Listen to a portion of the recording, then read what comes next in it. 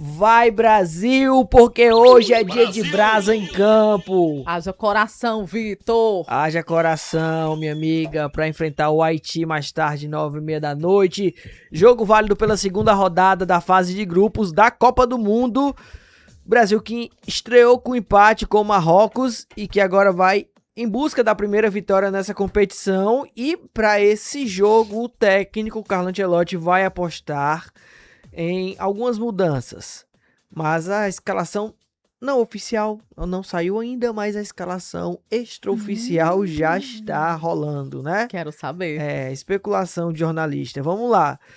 Primeiro temos trocas mesmo no time titular, isso é fato, vai acontecer. O lateral Danilo vai assumir a posição no lugar do Ibanez. O Ibanez que estreou contra o Marrocos, né? Ele é zagueiro de origem, mas estreou como lateral direito.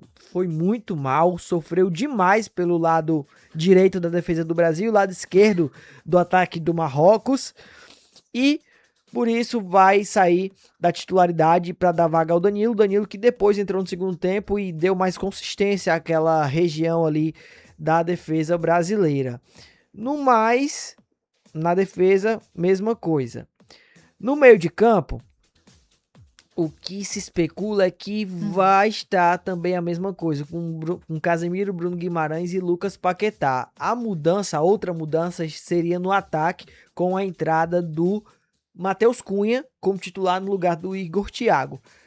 Dito isto, um provável 4-3-3. Mas durante a semana de treinamentos, o Carlo Ancelotti fez diversas mudanças, né? Inclusive, a gente trouxe ontem aqui que ele chegou a colocar o Bremer como zagueiro, né, titular. Ele testou na lateral direito o Ederson, ex-Fortaleza, volante que atualmente defende a Atalanta e que está muito próximo de acertar com o Manchester United da Inglaterra. Sim. Ele testou no meio de campo Danilo Santos, né? Tirou o Casemiro e botou o Danilo Santos para ficar Bruno Guimarães e Danilo Santos, volante do Botafogo.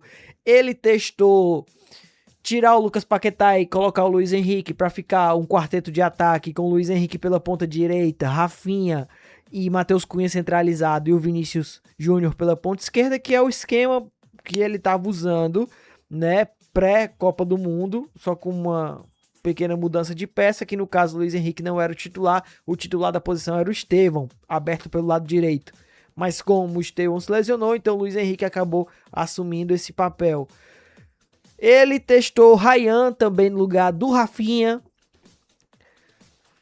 E então, assim, o Carlo Ancelotti no primeiro jogo, ele surpreendeu a escalação. Ele colocou o Igor Thiago como titular, né? E ninguém esperava, ninguém estava cogitando colocar o Igor Thiago como titular no jogo contra o Marrocos, mas ele apostou no Igor Thiago. E também no Ibanez, porque a provável escalação, né, a maior especulação era de que o Danilo assumiria também contra o Marrocos, seria o titular. Então, assim, podemos ter surpresa nessa escalação. O Ryan é uma mudança de esquema tático pela aquela foto que vazou nas redes sociais com o quadro, né, da seleção, isso, com o quadro, com a escalação da seleção brasileira na marcação, era um 4-2-4. Se for o 4-2-4, o Paquetá sai do time titular e entra o Luiz Henrique. E aí ficaríamos com aquela escalação já com o Alisson no gol. A Alisson vai ser o titular. Danilo na lateral direita. Dupla de zaga, Marquinhos, Gabriel Magalhães. Com o Douglas Santos na lateral esquerda. Defesa toda certinha. É a mesma defesa do jogo contra o Marrocos. No meio de campo, Casemiro e Bruno Guimarães. E no ataque, né, nessa linha do 4-2-4, Luiz Henrique pela ponta direita, Vini Júnior pela ponta esquerda, mais centralizado Rafinha e Matheus Cunha. Se o Lucas Paquetá assumir, ficar como titular, permanecer como titular, então Paquetá aberto pela ponta direita, Rafinha pela ponta esquerda, Vinícius Júnior e Matheus Cunha mais centralizado. Eu tava, né, assistindo e tal, e pensando, e só me chama a atenção que se ele deixar o Paquetá, eu não sei por que ele colocaria o Matheus Cunha? Porque, basicamente, eles fariam meio que a mesma função.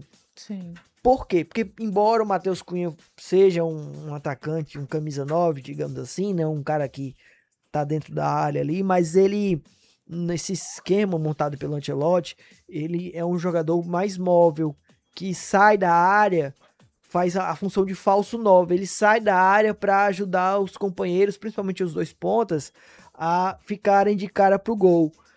E o Paquetá é meia de criação, então os dois fariam essa função de criar as jogadas, de se movimentar, de dar opção de passe, de, sabe, de dar o passe pro Vinícius Júnior e pro Rafinha. Então, é por isso que tá essa dúvida ainda, né? Embora tenha ali uma provável escalação, uma escalação mais próxima do que durante essa semana o Ancelotti trabalhou, mas ainda há essas dúvidas com relação à escalação para o jogo de logo mais contra o Haiti. Então, tem o Endrick, por exemplo, que é um nome que tem sido bastante pedido pela torcida e que não tem recebido, não entrou no jogo contra o Marrocos, né? Mas no jogo contra o Egito entrou e foi decisivo. E aí, com a entrada do Endrick, aí sim faria mais sentido o Paquetá ser titular, porque aí o Endrick, ele é mais centroavante, digamos. Ele é mais um camisa 9, um jogador mais de área. Embora tenha mobilidade, velocidade e um bom chute, mas ele é um jogador mais de área, que consegue fazer mais aquela função de camisa 9 mesmo na seleção brasileira, sabe? Então, essas dúvidas ainda permeiam a cabeça do torcedor, porque a cabeça dos jogadores não tá permeando nenhuma dúvida, porque inclusive essa é uma estratégia diferente da que foi adotada. Sim. De que no jogo contra o Marrocos, apenas momentos antes da partida é que os jogadores souberam quem seriam os titulares e quem seriam os reservas. Já nesse jogo contra o Marrocos, eles já estão sabendo. Ou o jogo contra o Haiti, eles já estão sabendo. Eles já estão sabendo de forma antecipada quem serão os titulares e quem serão os reservas. Então, eles já sabem entre eles quem vai jogar e quem não vai jogar para esse jogo contra o Haiti. É uma grande oportunidade esse jogo contra o Haiti, Mara, com todo respeito ao Haiti, a seleção do Haiti. Sim. Mas assim, nós somos amplamente favoritos, tá? O Brasil tem a obrigação de ganhar. Isso sem modéstia nenhuma, né? Afinal, desculpa, mas ninguém tem essas 5 estrelas. Primeiro, ninguém tem 5 estrelas em cima do escudo. Nenhuma seleção tem. Segundo, que essas 5 estrelas representam cada uma Copa do Mundo. Então, assim, com todo respeito à seleção do Haiti e as outras seleções também, mas nós somos maiores, certo? Então, assim, o Brasil tem a obrigação de ganhar. Tem. E eu acho que esse é um jogo que ele pode testar com mais tranquilidade. Porque eu acho que o jogo contra a Escócia, além da seleção da Escócia ser um pouco melhor do que a do Haiti, a seleção da Escócia vai ser um jogo mais nervoso. Porque mesmo que o Brasil vença o jogo contra o Haiti hoje, ele vai para o segundo jogo precisando do resultado ainda para avançar. Não vai poder perder contra a Escócia. Claro, vencendo o jogo logo mais, o Marrocos, num cenário, inclusive daqui a pouquinho vai começar o jogo, né? Marrocos e Escócia. O Marrocos vencendo a Escócia, que é um cenário mais natural, digamos assim, o Brasil vai pro jogo contra a Escócia dependendo de um empate para avançar. Sim. Fica mais tranquilo, mais confortável. Fica mais confortável, mas ainda não pode perder, né? O melhor cenário hoje, até no Tarde Plus eu tava comentando isso com o Gleidson, que o melhor cenário hoje era que a Escócia vencesse o Marrocos, porque aí o Brasil vencendo o Haiti, o Brasil vai pro último jogo também no empate para garantir de vez, né? Só que aí a seleção da Escócia já estaria classificada, então seria aquele jogo mais de comadre, digamos assim. A Escócia entraria com a cabeça mais leve. Entendeu? Então, assim, seria o melhor cenário pra gente, mas dificilmente a Escócia ganha da seleção do Marrocos. Até porque a Escócia sofreu pra ganhar do Haiti. Então, isso mostra um pouco da capacidade técnica que tem a seleção escocesa.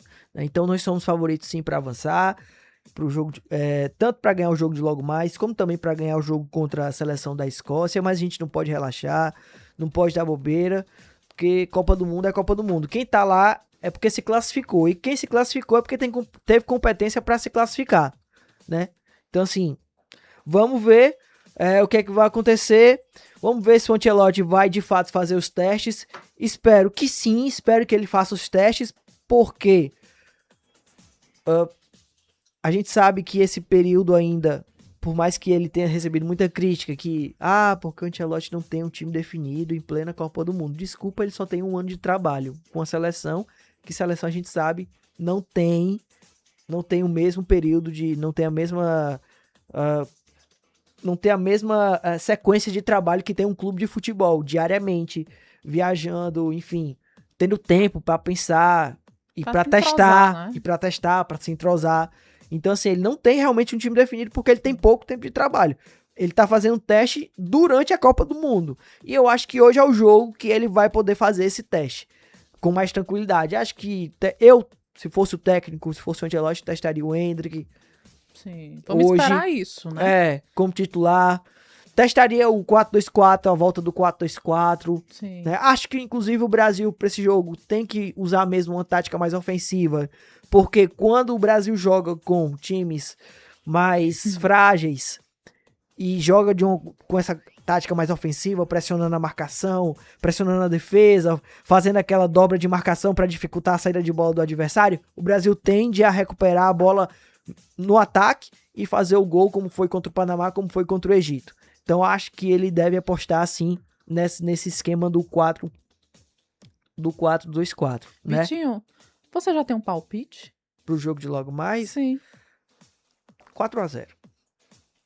Bom, palpite bom. 4-0. Viu? Tu tem, Mara? 3-0, coloquei. Assim, eu tô anunciando, né? Tô anunciando um 3-0 aí, de repente. Até pra gente acabar também com essa história de estar tomando gol, porque há 6 jogos a gente toma gol. É a pior sequência do Brasil. Com certeza. Porque todo jogo a gente toma pelo menos um gol. Ou seja, de uma vacilada, ou seja, de uma jogada construída pelo adversário. Mas todo jogo a gente toma um gol. Todo jogo a gente toma um gol. Então a gente tem que também dar uma consistência nessa defesa que tá complicada, viu, Mara? Essa defesa da seleção brasileira é um ponto que o Ancelotti tem que arrumar. Porque quando a gente pega as seleções mais fortes, na 16avos, por exemplo, que é a fase mata-mata, o Brasil avançando para a fase mata-mata, o Brasil vai enfrentar ou Holanda ou Japão. Nossa Senhora. Então, já começa com tudo. Pega esses orientais logo super focados, né? E com um preparo físico. Nossa, demais. E com preparo físico, porque os japoneses, você assistiu, eu não sei se o Thiago assistiu esse jogo, Holanda e Japão. Assistiu, ele tá dizendo que assistiu. E muita gente que tá nos ouvindo também assistiu. Rapaz, foi um jogão. E olha, os japoneses atrás no placar e sufocando a seleção holandesa. Sufocando. 2-2. Olha aí. Foi.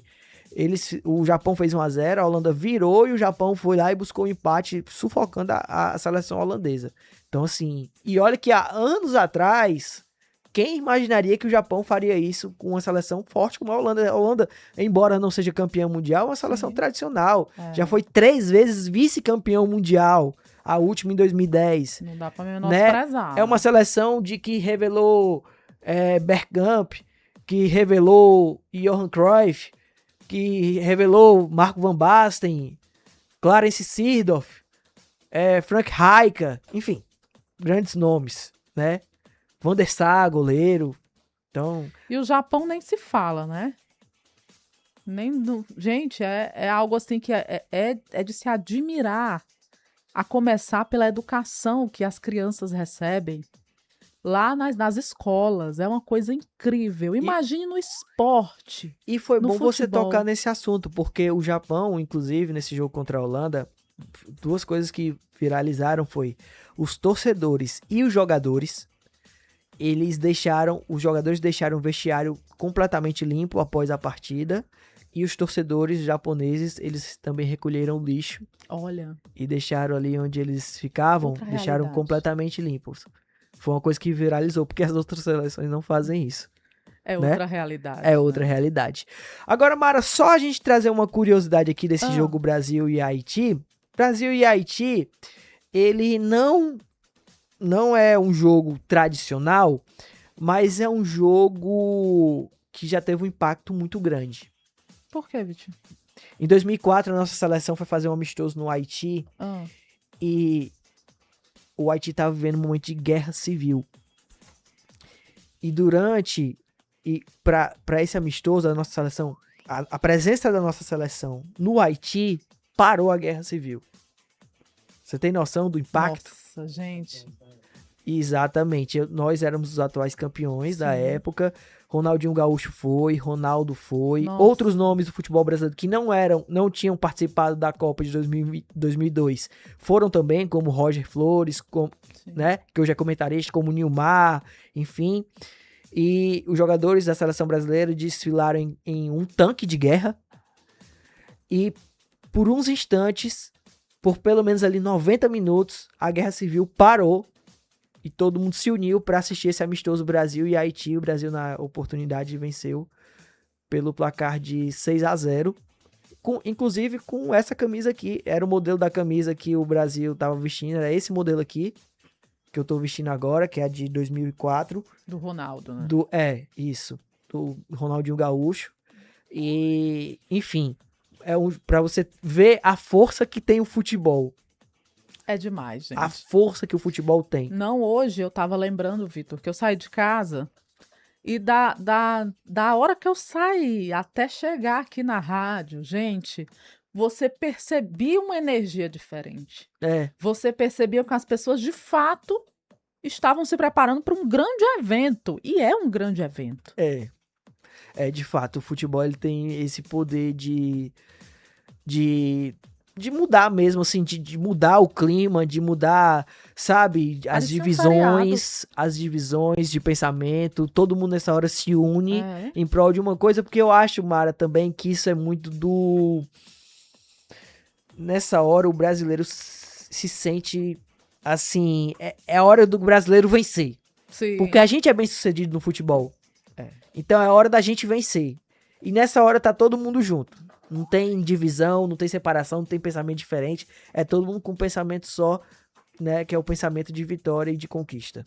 E vamos torcer para que mais tarde a gente vença o Haiti. E segunda-feira a gente tá falando aqui de coisa boa, já pensando no jogo contra a Escócia.